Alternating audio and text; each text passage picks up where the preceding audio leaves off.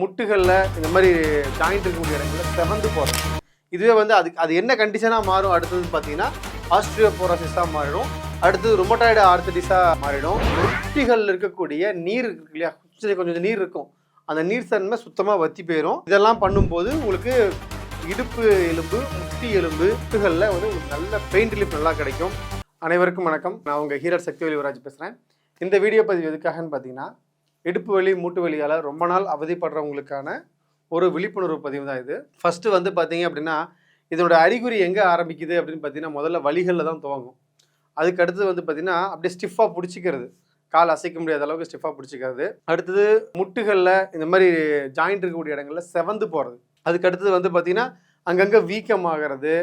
அடுத்தது வந்து பார்த்தீங்க அப்படின்னா உங்களுக்கு வந்து கை கால் வந்து முழுமையாக அசைஞ்சு போய் ஒரு வேலையை வந்து கிரிப் டக்குன்னு எடுத்து சேர்க்கலாம் அப்படிங்கிறப்ப அந்த வேகம் குறையிறது. ஒரு வேலையோட செய்யக்கூடிய வேலையோட வேகம் குறையுது அப்படின்னாலே இதெல்லாம் அறிகுறி உங்களுக்கு முட்டு வலி இடுப்பு வலி வர்றதுக்கான பாசிபிலிட்டிஸ் அதிகங்கிறது. இதுவே வந்து அது என்ன கண்டிஷனாக மாறும் அடுத்தது பார்த்தீங்கன்னா ஆஸ்ட்ரியோபோரோசிஸாக மாறிடும். அடுத்தது ருமட்டாய்டு ஆர்த்தடிஸாக மாறிடும். அதுக்கு அடுத்தது வந்து பார்த்தீங்கன்னா உங்களுக்கு வந்து ஏதாவது ஆக்சிடென்ட்டுக்கு இது ஆயிருந்தால் கூட உங்களுக்கு திரும்ப இந்த தொந்தரவு வர்றதுக்கான வாய்ப்பு இருக்குது. அடுத்தது இன்ஃபெக்ஷன்ஸ், அதாவது வைரஸ் காய்ச்சலாகவோ இல்லை வேறு எதுவும் முன்னாடி ஏதாவது ஒரு ஃபீவர் வந்துருச்சுன்னா அந்த இன்ஃபெக்ஷன் மூலிமா கூட உங்களுக்கு வந்து முடக்குவாத கம்ப்ளைண்ட்டு வரலாம்.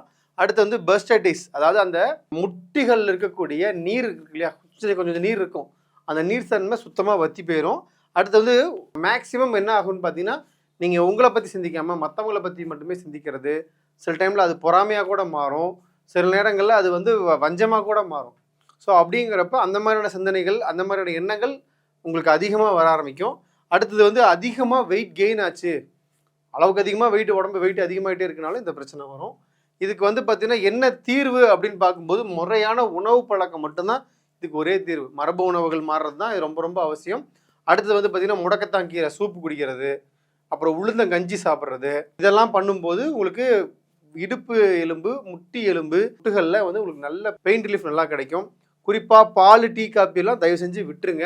பருப்பு குழம்புகள், பருப்பு வகை உணவுகள் சேர்த்துறத கம்பல்சரி ஸ்டாப் பண்ணி ஆகணும். அடுத்தது வந்து பார்த்தீங்கன்னா உங்களுக்கு சாப்பிட்றது என்னதான் சேர்த்துக்கிறதுன்னு பார்த்தீங்கன்னா சாதம், காய்கறி பொரியல், நெல்லிக்காய் ரசம் அல்லது தக்காளி ரசம், வெண்ணெய் எடுத்த மோர், நெய் நிறையா சேர்த்து சாப்பிடுங்க. நல்லெண்ணெயை சமய உணவில் சேர்த்து சாப்பிடுங்க. தேங்காய் எண்ணெயை உணவில் சேர்த்துக்கோங்க. ஸோ இந்த எண்ணெய்கள்லாம் சேர்த்துக்கும் போது உங்களுக்கு வலிகள் அப்படிங்கிறது நல்லாவே ரெடியூஸ் ஆகும். அடுத்தது சரியான அளவு தண்ணி குடிங்க. டீஹைட்ரேட் ஆனாலும் இந்த மாதிரி தொந்தரவுகள் வர்றதுக்கான வாய்ப்பு அதிகம். ஹாட் பேக், உங்களுக்கு எப்பப்பெல்லாம் பெயின் அதிகமாகுதோ அப்போல்லாம் வந்து நீங்கள் என்ன பண்ணலாம்னா சுடுதண்ணி வச்சு ஒத்தனை கொடுக்குறது, இல்லை அந்த மெடிக்கல்ஸில் வைப்பாங்க இல்லையா ஹாட் பேக்கு, அது வாங்கினது ஒத்தனை கொடுத்தீங்கன்னா அது கொஞ்சம் டெம்பரரி சொல்யூஷனாக இருக்கும், பெர்மனன்ட் சொல்யூஷனாக இருக்காது. ஒரு நோய் ஒரு ஆரம்பகட்ட நிலையில் இருக்குது, ஒரு மிடில் ஸ்டேஜ் கிட்ட இருக்குது அப்படின்னா உங்களுக்கு கேரண்டியாக ரிசல்ட் கொடுக்க முடியும். இதுவே நோய் ரொம்ப முத்திருச்சு அப்படின்னா ரிசல்ட் கொடுக்கலாம், ஆனால் ரொம்ப டைம் ஆகும். ஸோ பகலவன் ஹெல்த் சென்டர், திருச்செங்கோடு மற்றும் சென்னை, நாமக்கல் மாவட்டம் திருச்செங்கோடு மற்றும் சென்னை. என்னை நீங்கள் நேரில் பார்க்கணும் அப்படின்னா நீங்கள் வந்து என்னை நாமக்கல் மாவட்டத்தில் தான் வந்து பார்க்கணும். அடுத்தது அதை விட்டால் சென்னையில் வந்து பார்த்தீங்கன்னா 2வது வாரம் 4வது வாரம் புதன் வியாழன் மட்டும்தான் நான் சென்னை வருவேன். மற்ற நாட்கள் நான் திருச்செங்கோட்டில் மட்டும்தான் இருப்பேன், அவைலபிளாக இருப்பேன். கேரண்டி ரிசல்ட் கொடுக்கக்கூடிய மருந்துகள் நீங்கள் எடுக்கணும் அப்படின்னா டிஸ்பிளேல இருக்கக்கூடிய இந்த நம்பருக்கு நீங்கள் வந்து வாட்ஸ்அப் பண்ணுங்கள். அவங்க வந்து உங்களுக்கு போதுமான விளக்கங்களை கொடுப்பாங்க. டாக்டர்ஸை கன்சல்ட் பண்ணிட்டு நீங்கள் மெடிசன்ஸு, டயட் இது மாதிரிலாம் நீங்கள் வந்து வாங்கி பயனடைஞ்சிக்கங்க. இந்த தகவல் உங்களுக்கு ரொம்ப பயனுள்ளதாக இருக்குன்னு நினைக்கிறேன். நன்றி, வணக்கம்.